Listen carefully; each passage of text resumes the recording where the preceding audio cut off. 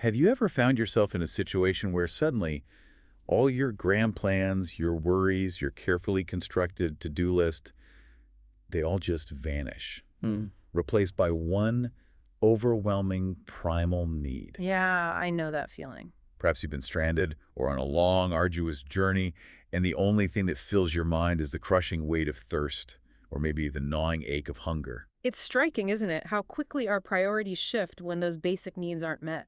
Exactly.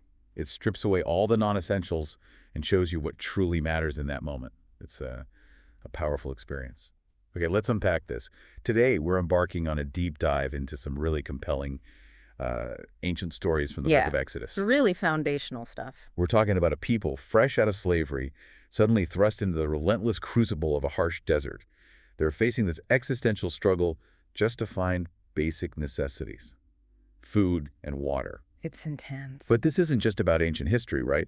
It's about what these profound narratives mean for you right now in the midst of your own daily journey, your own challenges. Absolutely. Our mission today is to distill the most transformative insights about trust, about divine provision, and, about how to unearth true satisfaction, even when life feels kind of parched and barren. We're calling this deep dive, the bread and water of life. And we've curated, well, a fantastic stack of sources for this exploration. We're drawing directly from Exodus chapters 15 through 18. The core text. The core text, yes.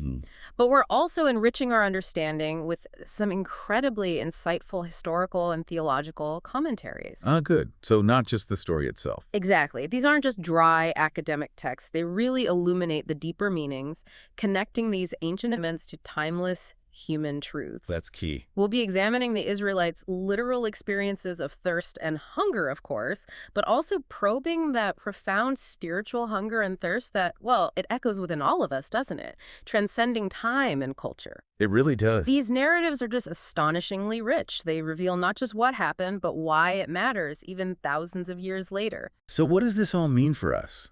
How do these ancient tales of survival against overwhelming odds, of divine intervention in the starkest of landscapes, offer a shortcut, maybe, to being truly well-informed? A shortcut? I like that. Well, informed about resilience, about the very character of God, and about finding that authentic bread and water for our own lives. Yeah.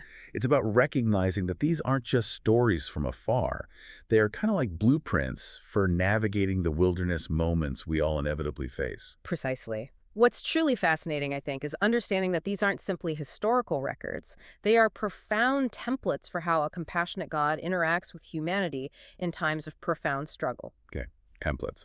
They illustrate how faith is not just tested in adversity, but often forged and refined within it. Right, like pressure-making diamonds. Kind of, yeah. They show us that the challenges themselves become classrooms, for learning deeper truths about ourselves and our Creator. So imagine the scene. The Israelites have just witnessed the most spectacular miracle, maybe ever. Hard to top the Red Sea parting. Right. They walk on dry ground. The mighty Egyptian army is just swallowed by the waves. They are euphoric. They sing praises, their hearts overflowing with relief and wonder. They're shouting, "Who is like you, O Lord, among the gods?" Incredible moment.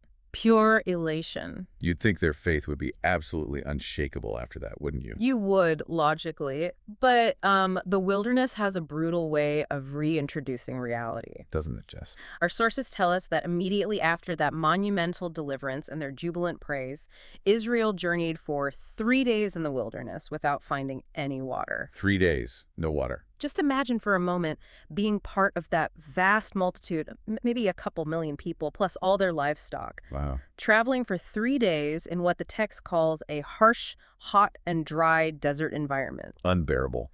Your throat would be parched, lips cracked, every muscle aching. Our bodies can only survive a few days without water. This is an absolutely critical life or death situation. It's hard to even fathom that level of desperation. It's a stark, visceral contrast to the exhilaration of the Red Sea just days before. Have you ever been that thirsty? I mean, not just, oh, I could use a drink, but where the very thought of a single drop of water consumes your entire being. Where it's all you can think about. Or even your dreams are about cool springs. It changes everything, doesn't it? Absolutely. Your focus just narrows to this singular, desperate need. Your patience wears thin. And suddenly that song of praise you were just singing, that profound sense of deliverance, it feels very, very far away. Survival instincts kick in. They override everything else. And that desperation, it reached its peak when they finally found water. Finally, relief. Or so they thought. But the place was called Mara, which literally means, Bitter. The water was undrinkable. oh, the disappointment. You can almost feel the collective groan, right? That wave of crushing disappointment washing over the entire encampment. To find water, only to discover it's useless. That's a unique kind of torment. A complete agonizing letdown. After 3 days of desperate life-or-death searching. They must have seen the glimmer, rushed towards it. Full of hope. Probably delirious hope. Only to find it was bitter, useless. It's like reaching for a lifeline only to find it's made of sand. And their reaction, well, it's a sadly predictable human response, isn't it? Let me guess. Complaining. You got it. The people complained and turned against Moses, saying, "What are we going to drink?" Just like that. Our sources highlight that their faith, so recently vibrant and loud after the Red Sea deliverance, it just quickly floundered. Unbelievable. They forgot the great miracles God had just done. And what's profoundly fascinating here, and it becomes a recurring theme, is that word murmur or grumble. It comes from the Hebrew rootland. It becomes a key expression defining Israel's whole wilderness journey. Wow.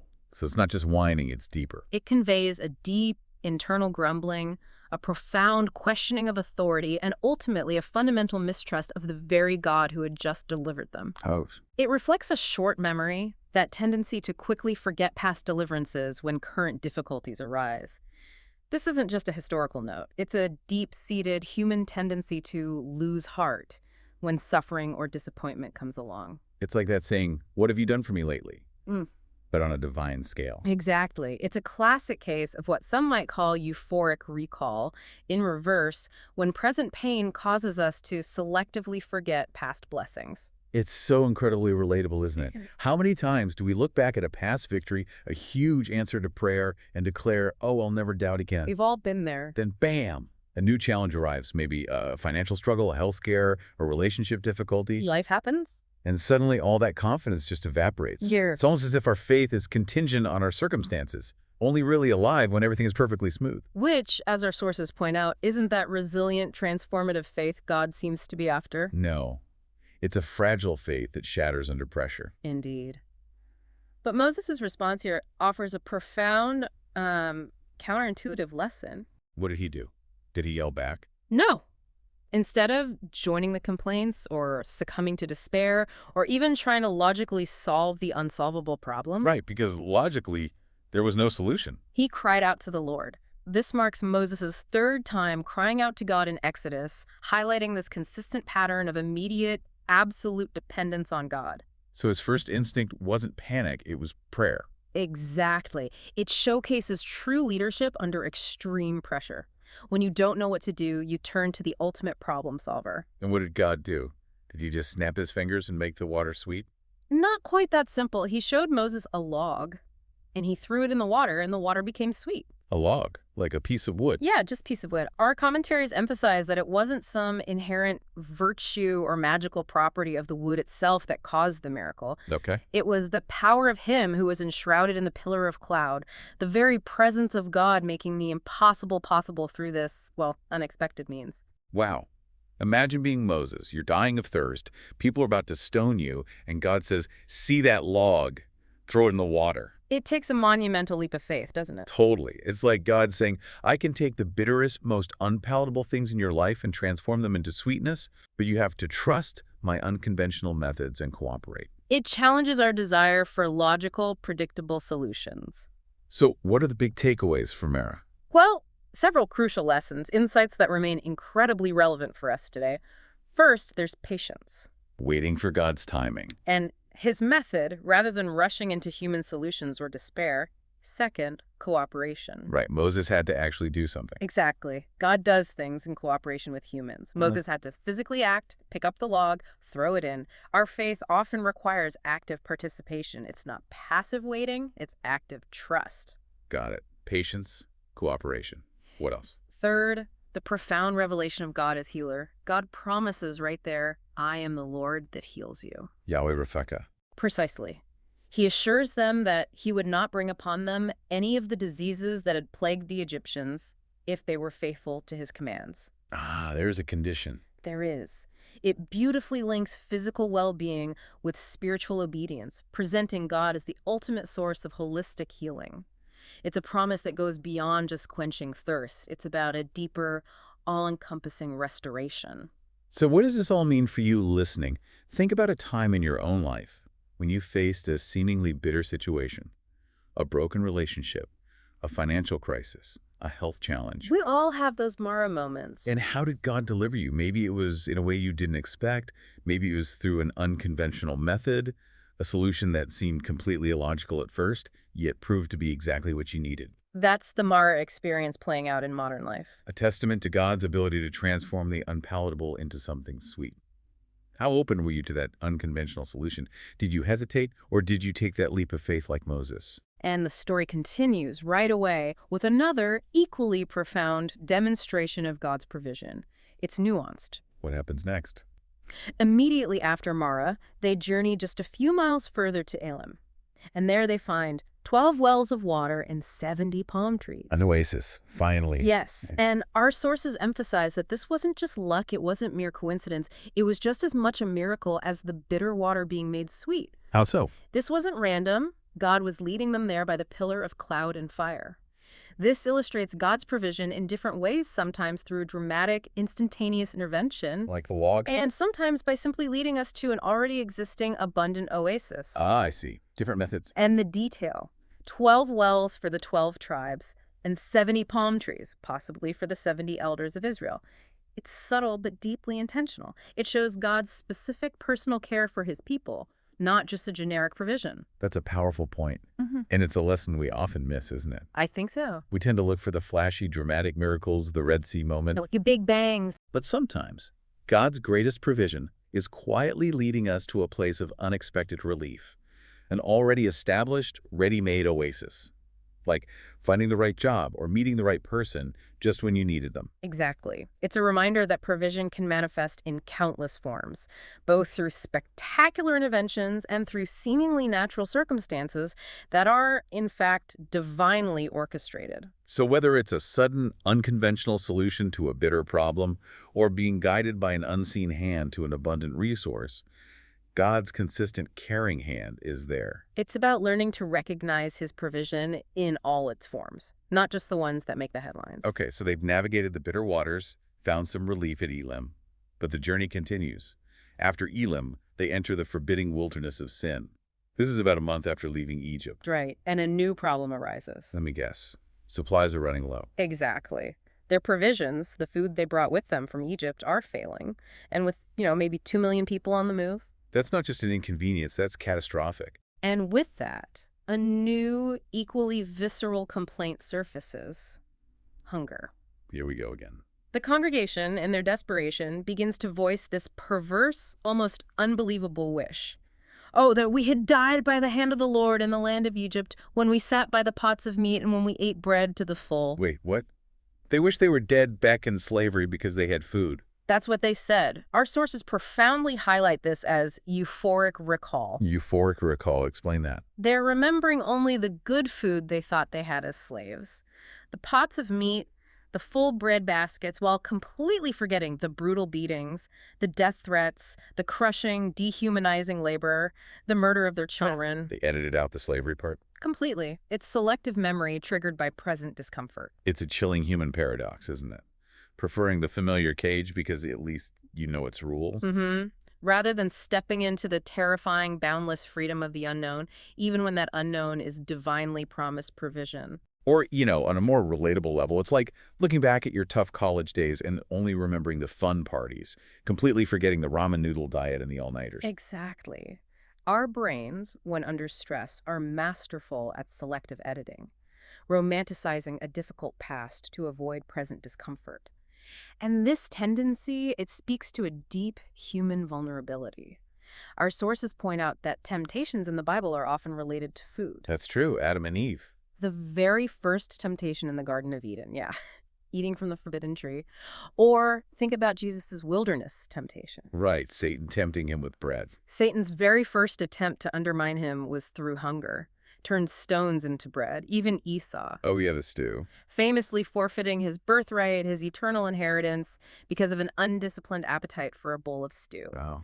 This recurring theme underscores how food, a basic necessity, can become a source of profound spiritual and moral testing, exposing our deeper cravings and priorities. So how does God respond this time to this complaining, this craving for the flesh pots of Egypt, this spiritual amnesia? Does he get angry? Well, his primary response in his incredible mercy is actually a promise. A promise. He says, "Behold, I will rain bread from heaven for you," and he promises quail as well. Bread from heaven and birds. Quail in the evening, this heavenly bread manna in the morning. It's a dual provision, addressing both their craving for meat and their need for consistent daily nourishment. Okay, tell us about the manna. What was this stuff? Yeah, the manna itself was a profound, unprecedented surprise. The text says, "In the morning, after the dew was gone, there was a thin layer of flakes, like frost, on the ground." Like frost? Yeah. They had never seen anything like it, so they quite literally ask, what is it? In Hebrew, that's manhu. Manhu, manna. Exactly. That question, manhu, is the very origin of the word manna. It was unidentified food from heaven, a truly miraculous substance. Wow. And it sustained them for the entire 40 years of their desert journey. It only stopped when they finally reached the promised land. 40 years of daily delivery. This wasn't just food. It was a daily, tangible encounter with God's faithfulness. And the manna wasn't just about physical sustenance, right? You mentioned it was a teaching tool. Oh, absolutely. An ingenious and profound teaching tool, particularly regarding the Sabbath. How did that work? Our sources detail 4 incredible weekly miracles intrinsically linked to the manna for those entire 40 years. 4 miracles every week. Every single week. First, manna fell daily for 6 days. Okay. Second, on Fridays, the day before the Sabbath, a double portion of manna miraculously fell. Double on Friday. Got it. Third, manna collected on Fridays didn't spoil for the Sabbath, unlike on other days when it would spoil if kept overnight. So it stayed fresh for Saturday. Exactly. And fourth, no manna fell at all on the Sabbath itself. So they couldn't gather it on Saturday even if they wanted to? Precisely. This wasn't just provision, it was a living, breathing object lesson in trust and obedience. That's brilliant. Absolutely. This was God, in the most practical and immediate way possible, teaching them how to observe and live the Sabbath. Our sources confirm this is actually the first explicit command regarding Sabbath observance in the entire Bible. Before Sinai.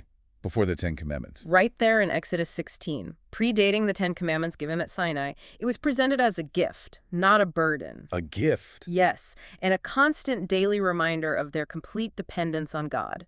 It beautifully emphasized rest and trust, demonstrating that God would unfailingly provide without their labor on the 7th day. Wow. It taught them the sacredness of the Sabbath a day for celebration, for worship, and for simply being rather than doing. It was truly revolutionary for a nomadic people focused entirely on survival. Just imagine that.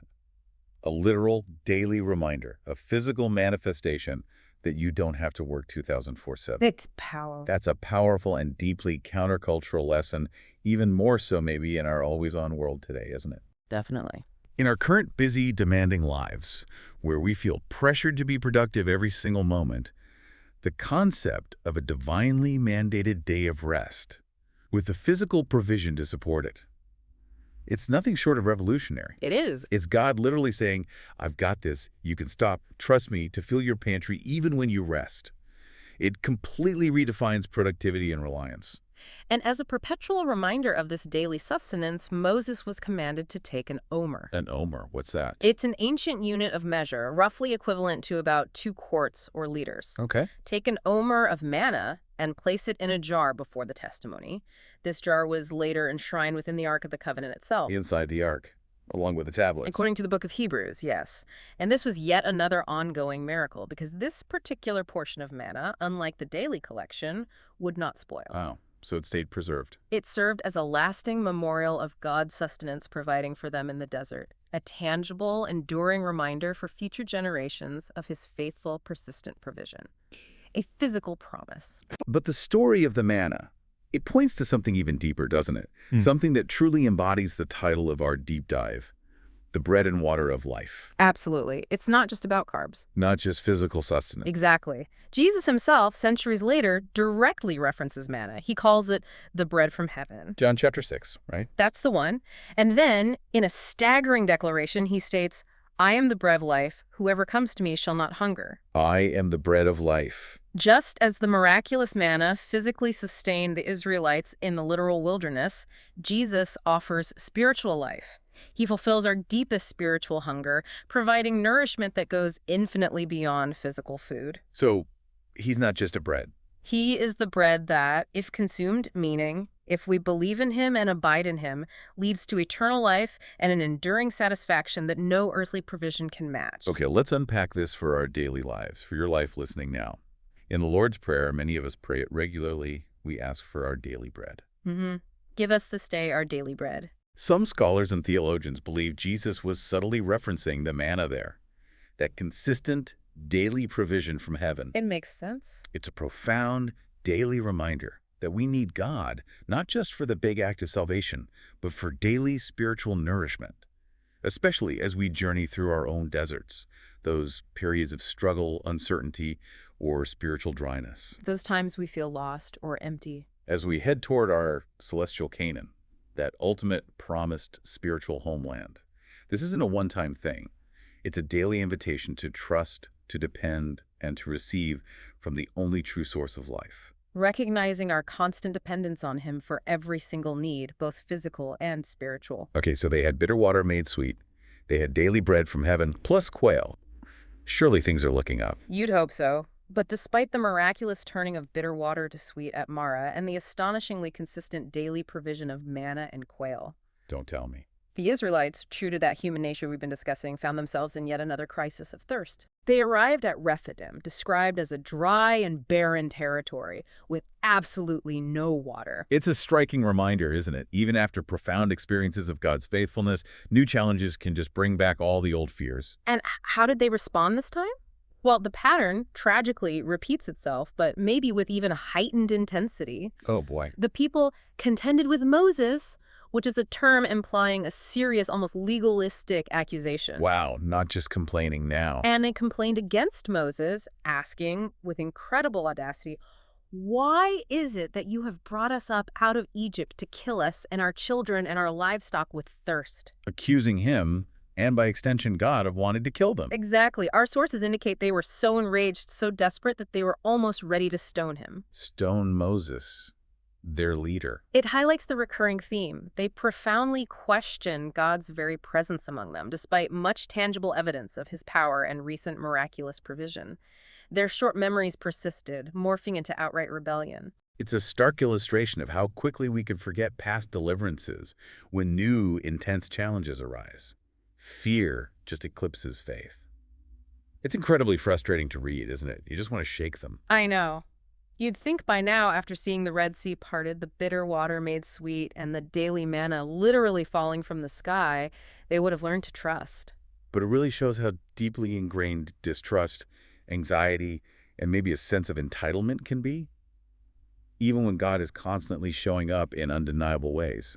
It's a powerful mirror to our own lives, isn't it? For sure. Even after experiencing God's faithfulness through trials, we can still fall into old patterns of anxiety and doubt when new pressures hit, wondering if he's truly present, truly cares. Once again, Moses, in his characteristic leadership, responds to the people's outrage. How? Like, Let me guess. He cried out to the Lord. bingo. He cries out to the Lord in distress, and God's instruction is, as always, both specific and profound. What does God tell him this time? Another log. No log this time. God tells Moses, go on before the people. Take in your hand your rod. I will stand before you there on the rock in Horeb, and you shall strike the rock, and water will come out of it. Strike a rock with his staff. Yes. And God says, I will stand before you there on the rock. Okay, God's presence is key. Absolutely. So Moses, despite the death threats and the people's rebellion, obeys immediately. And the miracle unfolds. Waters burst forth in a living stream, abundantly supplying the entire encampment. Amazing. Water from a stone. And the place gets named Massa testing and Meribah quarreling. To remind them. Exactly. Our sources explain that these names were not just labels. They were meant to serve as perpetual geographical reminders for generations to come, admonishing them not to test God or quarrel with him, but to trust him implicitly even when circumstances seem impossible. Okay, here's where it gets really interesting. You mentioned this earlier, and it's a bit mind-blowing for understanding the bread and water of life. Hmm. Paul comes along centuries later, Right, in 1 Corinthians chapter 10. and he makes this astonishing, profound connection. He peels back the layers of this ancient story. What does he say? He says, "And all drank the same spiritual drink, for they drank of that spiritual rock that followed them, and that rock was Christ." Whoa, the rock was Christ. Paul makes it clear it wasn't just Moses' rod, it was God's very presence on the rock that caused the miracle. But more than that, Paul reveals that the physical rock itself was a symbol, a prefigurement, a manifestation of Jesus Christ. That adds such a deep, rich layer of theological meaning. It's not just about water, it's about revelation. Indeed. And this direct connection to Christ links seamlessly with Jesus' own words, echoing the theme of living water. He talked about that a lot. He did. In John 7, he declares, "If anyone is thirsty, let him come to me and drink. Whoever believes in me, as the scripture has said, streams of living water will flow from within him." Living water flowing from believers. And famously in John 4, with the Samaritan woman at the well, he offers her water that quenches thirst forever, water that becomes a spring of water welling up to eternal life. Not just temporary relief, but eternal satisfaction. Exactly. Water throughout Scripture is this undeniable, powerful symbol of life itself. Without it, no physical life. Just as physical water miraculously sustained Israel in the desert, Jesus is the inexhaustible wellspring of truth, grace, and eternal life for our parched souls. He is the ultimate unyielding source. Think about how we, in our modern world, desperately crave fulfillment. We try to fill ourselves with, I don't know, wealth, fame, fleeting pleasures, endless information, approval from others. All sorts of things. We construct these elaborate cisterns, these sort of makeshift reservoirs in our lives, trying to store up enough satisfaction. But as Jeremiah says, they're often broken cisterns that can hold no water. They leak. They leave us feeling empty, dissatisfied, still deeply thirsty. Jesus, through the symbolism of this rock and his own words, offers something infinitely deeper, something that the cisterns of the world simply cannot provide. Living water. Living water that truly satisfies the deepest longings of our spirit. A never-ending source of peace, joy, and profound purpose. It's about shifting our focus from temporary external fixes to the eternal internal wellspring that is Christ himself. Okay, so we've looked at thirst and hunger, the really primal needs. Now let's pivot a bit. Let's talk about a different kind of wisdom gained in the wilderness. Not just about survival, but structure. Exactly. The crucial, often overlooked wisdom of good leadership, delegation, and teachability. And this comes to us through Moses' father-in-law. Jethro.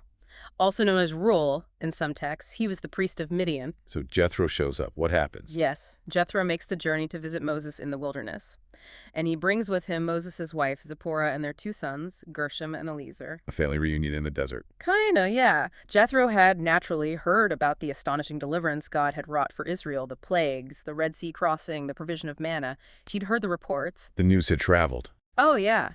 And Moses, in turn, takes the time to tell Jethro all that the Lord had done to Pharaoh and to the Egyptians for Israel's sake. He gives them the full story. This isn't just a casual catch-up then. It's a moment of profound spiritual witness, isn't it? A sharing of God's mighty acts. Absolutely. And Jethro's response is incredibly powerful. He rejoiced and declared with awe, "Now I know that the Lord is greater than all gods, indeed, in the matter of which they dealt proudly against them." He gets it. He sees Yahweh's supremacy. He does. Our sources highlight this as a key example of how God's work among his people was meant to be a witness to the world. Not just for their own benefit. No, it was meant to draw others in, to reveal his glory to those outside the immediate covenant, like Jethro. That's a powerful reminder for us too. How so? Well, that our own lives, when God works through them, can be a witness to others, just like Moses' story was to Jethro. That's true. It's not always about grand public evangelistic crusades. Right. Sometimes it's simply sharing, authentically and maybe vulnerably, how God has delivered us through our hardships, how he's provided the bread and water of life in our own personal wilderness. What kind of witness does your life present to those around you? Is your story of God's faithfulness compelling enough to make others take notice? That's a truly great question for us to ponder. And Jethro didn't just celebrate with Moses. He was also a keen observer, wasn't he? Very much so. He watched Moses the next day. He saw Moses sitting to hear the people's disputes from morning till evening. All day long, judging cases. All day. Moses was the sole judge, the only intermediary for every great matter and every small matter that arose among potentially millions of Israelites. That's insane. That's an immense, unsustainable burden for one man, however gifted or divinely appointed he was. Jethro saw it immediately. His observation was not only direct, but deeply insightful and empathetic. He told Moses, "This is not good that you're doing. You are going to wear yourself out, you and these people who are with you. He saw the burnout coming. For the thing is too heavy for you. You are not able to perform it yourself alone." Our sources profoundly note that this shows that doing good is not good if it leads to burnout, exhaustion, and ultimately ineffective leadership. Even godly work needs good management. Exactly. Moses was undoubtedly a God-centered leader, wholly devoted to his calling, but even the strongest, most divinely connected leaders need to learn the critical art of delegation and maybe even self-care. That's a common pitfall for leaders, isn't it? That belief that they have to personally carry every burden. No one else can do it as well. It's a lesson that many of us in our modern, demanding, always-on lives still struggle with. We wear burnout almost as a badge of honor sometimes, Sadly true. believing we have to be the hero, do everything ourselves, never say no.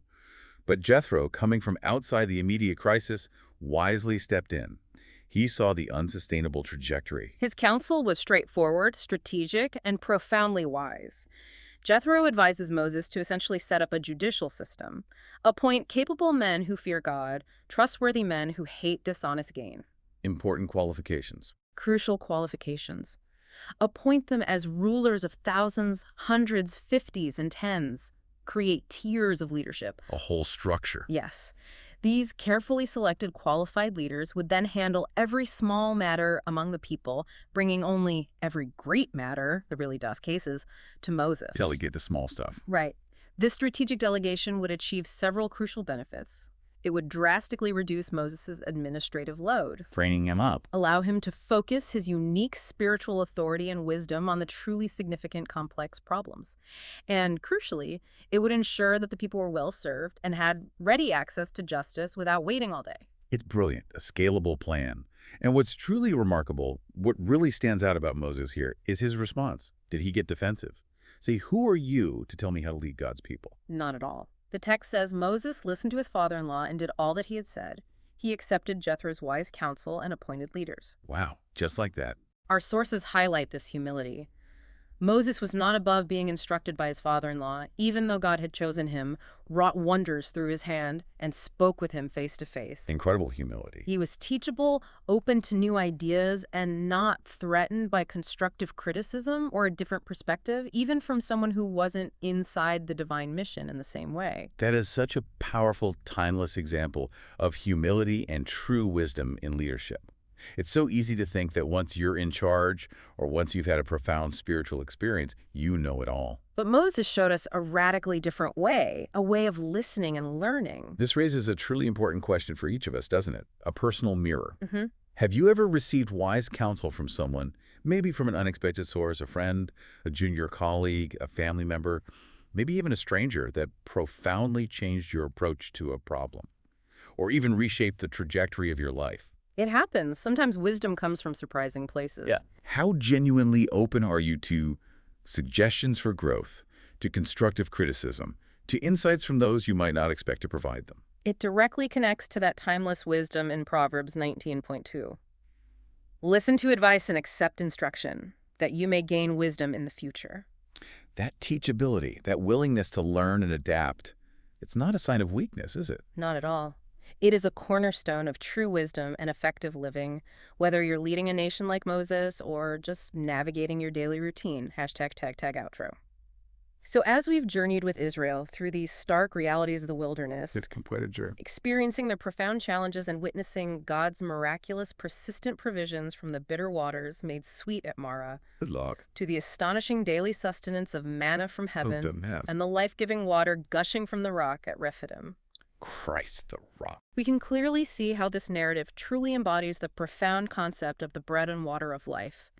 These events weren't just about physical survival. They were powerful, unforgettable spiritual lessons designed to cultivate trust, patience, and dependence on a faithful God. And ultimately, these stories aren't merely ancient history, right? Distant anecdotes from a forgotten past. They are examples for our admonition, for your instruction today. Paul hammers this home. He does. Paul, speaking to the early church, makes this explicitly clear. Now, these things happened to them as examples for us, and they were written down for our instruction on whom the end of the ages has come. They're for us, right now. Just as the physical bread and water sustained ancient Israel through their wilderness wanderings, Jesus Christ is our ultimate bread of life and living water. He's ready and able to quench our deepest spiritual hunger and thirst today. He's the divine fulfillment of all those ancient symbols, the solution to our most fundamental needs. And this brings us to a final provocative thought for you to carry with you. We've explored how God delivers in physical ways and how he provides transformative wisdom through the counsel of others, like Jethro. But what about the spiritual hunger and thirst you might be feeling in your own life right now? That deep yearning for meaning, for purpose, for peace, for connection. The deeper thirst. How are you actively seeking to be nourished by the bread and water of life that Jesus offers daily? Are you trusting him even when life's circumstances become bitter, like Mara? Or when the way ahead seems dry and uncertain, like Rephidim? Are you willing to embrace his unconventional solutions, like the log? Or accept wise counsel when it comes from an unexpected source, like Jethro? Remember, God cares about every single aspect of your life, your physical needs, your emotional well-being, and your deepest spiritual longings. He's interested in the whole person. Just like Moses listened to Jethro, showing profound humility. And just as ancient Israel experienced daily miraculous provisions, you can experience God's miraculous deliverance and faithful provision every single day. It's an ongoing reality. Keep seeking that bread and water. Keep turning to the inexhaustible source. It's truly amazing how God meets us in our deepest needs, both seen and unseen, transforming our wilderness into a wellspring.